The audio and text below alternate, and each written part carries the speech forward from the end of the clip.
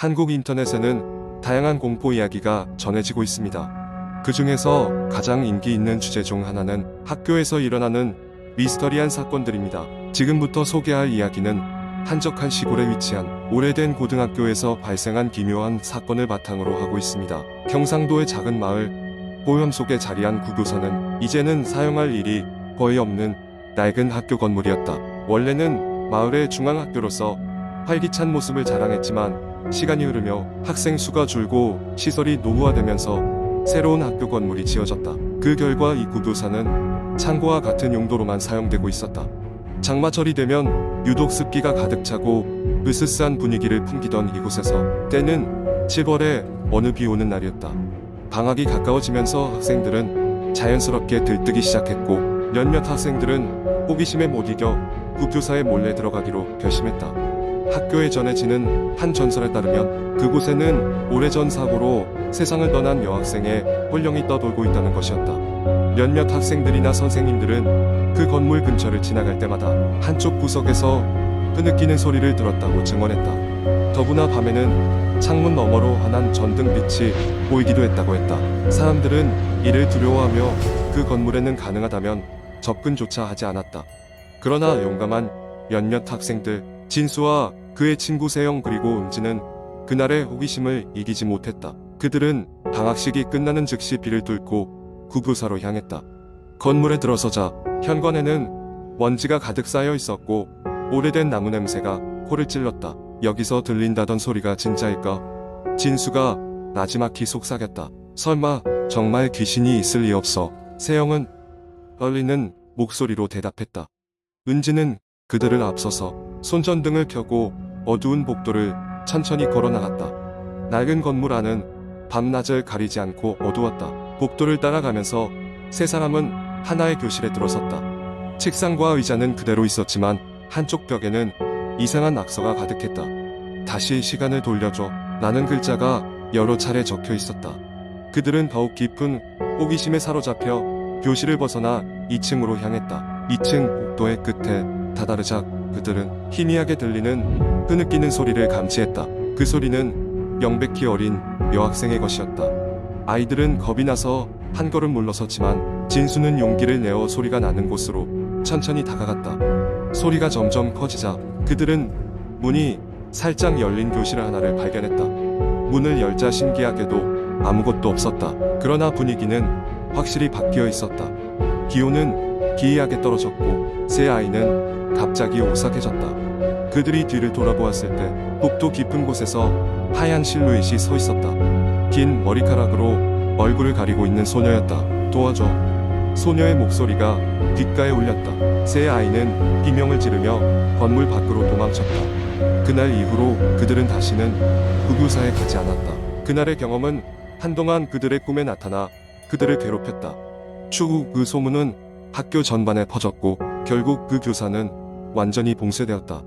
마을의 어르신들은 오래전 사고로 세상을 떠난 여학생이 전설이 아닌 실제했다고 말하며 언젠가 그녀가 돌려달라고 한 시간, 이 무엇인지에 대한 의문만 남긴 채 이야기는 과거 속으로 사라지게 되었다. 이 이야기는 이후에도 많은 학생들에게 전해지며 그들의 무서운 상상을 자극하는 소재로 자리 잡았다. 그러나 아무도 그 당시의 사건을 명쾌하게 설명하지 못하며 구교사의 비밀은 여전히 깊은 어둠 속에 묻혀있다. 두 번째 이야기, 어느 조용한 시골 마을 이름 없는 작은 마을. 알 수 없는 사건을. 마을은 평소와 다름없이 고요하고 평화로웠지만 어느 날부터 마을 사람들은 차례로 사라지기 시작했다. 첫 번째로 사라진 것은 마을 학교의 젊은 교사였다. 그는 매일 아침 산책을 나가던 사람이었는데 그날 아침 돌아오지 않았다. 사람들은 처음에는 단순한 실종 사건이라고 생각했다. 그러나 그의 뒤를 이어 마을의 대장장이, 목장 주인의 아내, 그리고 어린아이들까지 없어지기 시작하자 마을은 서서히 공포에 휩싸였다. 특히 이상한 것은 실종된 사람들이 마지막으로 목격된 장소가 모두 산자락의 오래된 저택 부근이었다는 점이었다. 이 저택은 오랜 시간 동안 마을 사람들에게 두려움의 대상이었다. 누구도 그 저택에 가까이 가지 않았다. 많은 사람들은 그곳에 귀신이 산다고 믿고 있었고 저택에 대한 다양한 소문과 전설이 마을을 감돌고 있었다. 몇몇은 저택이 저주받았다고, 어떤 이는 그곳에 살인자가 숨어 있다고 믿었다. 그러나 누구도 그 진실을 확인하려 하지 않았다. 실종 사건이 계속되자 마을 청년들 몇 명이 용기를 내어 저택을 조사하기로 했다. 그들은 한밤중에 모여 저택으로 향했다.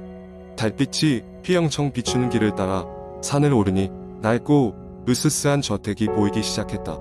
저택은 정말이지 오래되고 허물어져 있었지만 그곳에서 풍겨나오는 기묘한 기운은 누구도 부정할 수 없을 정도로 강력했다. 저택에 들어선 순간 그들은 온몸에 소름이 돋는 것을 느꼈다. 집 안은 하얗게 먼지가 쌓여 있었고 오랜 세월 아무도 손대지 않은 듯이 보였다.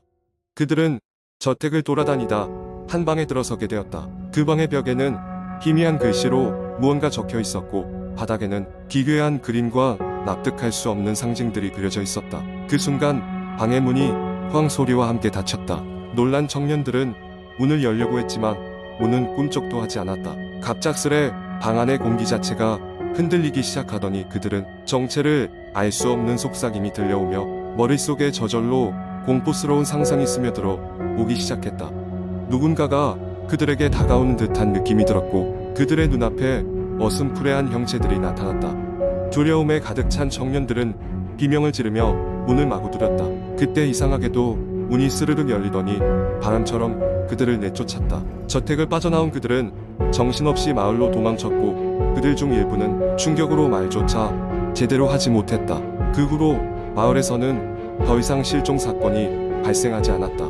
그러나 청년들이 겪은 기이한 경험은 마을에 오랫동안 남았다. 그 후로도 아무도 저택에 가까이 가지 않았고 실종된 사람들은 끝내 돌아오지 않았다.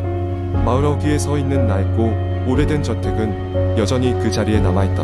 어디선가 발걸음 소리가 들려오면 사람들은 고개를 돌려 저택을 바라보곤 그곳에는 여전히 이해할 수 없는 무언가가 숨어 있는 듯 잠잠하게 그들 위로 그림자를 들이운다.